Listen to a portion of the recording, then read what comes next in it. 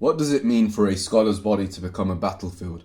Today I trace the parallel journeys of two contemporary Islamic thinkers, Hassan Farhan al-Maliki and Kamal al-Haydari, whose theological labour has placed their bodies directly into the crosshairs of what I call the Imperial Mosque. Their crime? A vision of Islamic universalism that threatens the very foundations of sectarian power. To start with a quote. Religion invariably strives to subdue violence, to keep it from running wild. Paradoxically, the religious and moral authorities in a community attempt to install non-violence as an active force into daily life and as a mediating force into ritual life through the application of violence. Violence and the Sacred by René Girard, page 8. So the core question in this presentation is, why are two respected scholars, one Sunni and one Shi'i, subject to imprisonment, excommunication and death threats for arguments that emphasize peace and inclusion?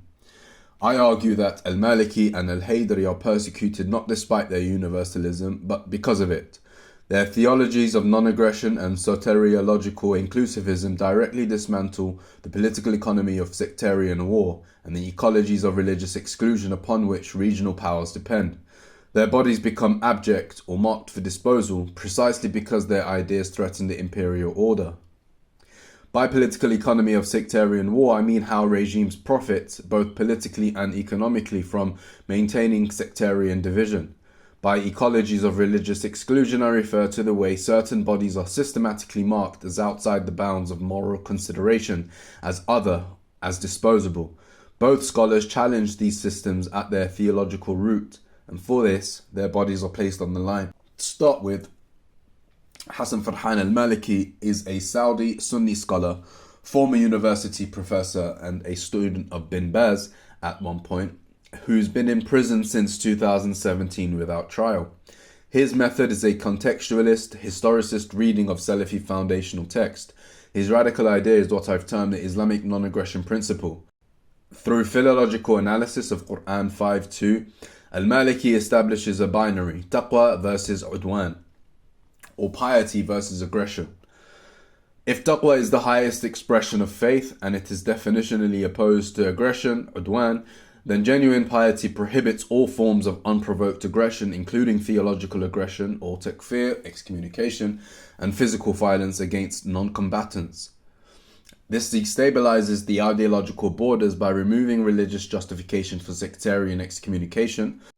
It also destabilizes extrajudicial violence, which undermines the state and non-state actors who claim religious mandate for their aggression, as well as the state monopoly on religious truth, as Hassan Farhan al-Maliki's hermeneutic challenges official Saudi religious establishment's control over interpretation. Al-Maliki takes the central concept of piety or taqwa and reads it against the grain of its political deployment. He argues that true piety is defined by what it refuses, aggression. It is a principled, textually grounded prohibition on unprovoked harm. For a state like Saudi Arabia, which legitimized itself through religious authority while wielding violence and other means of coercion against dissenters, this is an existential threat. His body in prison is the regime's answer to his ideas.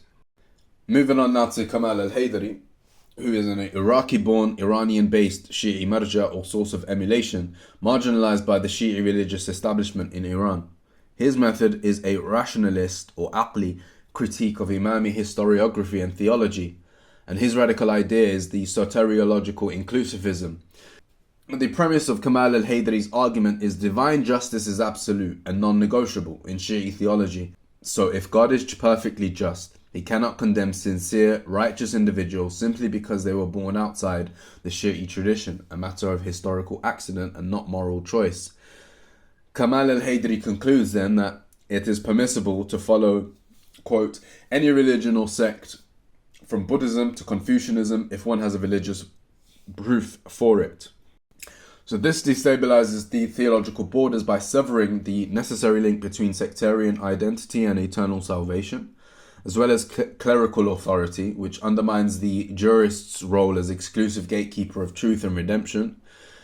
Sectarian political regimes, as it removes the eschatological stakes that justify intra-Muslim othering and violence.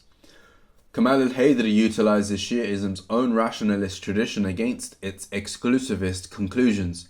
If God is just, he asks, how can eternal punishment hinge on historical contingency? This question dismantles the theological infrastructure of sectarianism, and for this he is marginalized, threatened, his lectures suppressed, and he's under house arrest.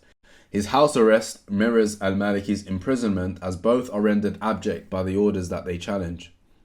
What is the Imperial Mosque? It is the fusion of religious orthodoxy with state power, an apparatus that produces abject bodies, those deemed heretical, deviant, disposable, to sustain its legitimacy.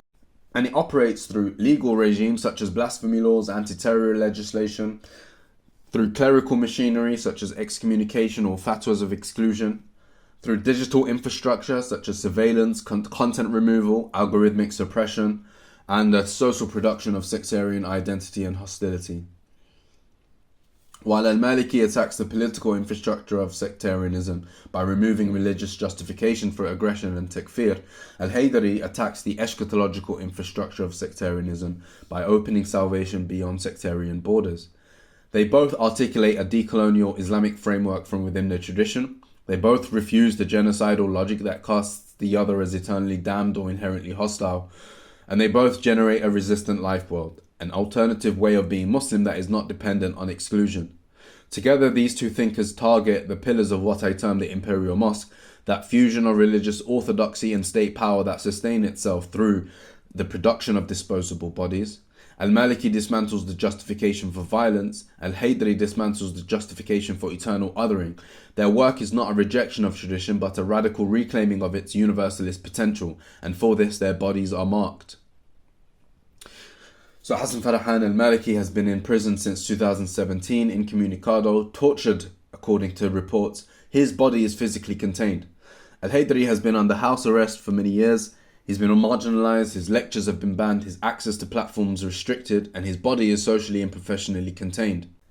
Why is the body being targeted? The scholar's body is the living embodiment of alternative knowledge. Destroying the body sends a message to all who would think otherwise, but the body also becomes a site of witnessing, testifying through its suffering to the violence of the system. This is scholasticide, not just the killing of ideas, but the destruction of the scholars who carry them. Al-Maliki's prison cell and al-Haydari's house arrest are not incidental. They are central to the imperial project. The body of the dissident scholar must be contained because it is the living proof that another Islam is possible. Yet even in containment, these bodies witness. Their persecution is real, but their work is not defined by it. They generate what we might call a resistant life world, a conceptual space where alternative modes of Islamic being, relating and hoping become possible. Al-Maliki's non-aggression principles offers a framework for Muslim politics not based on enmity.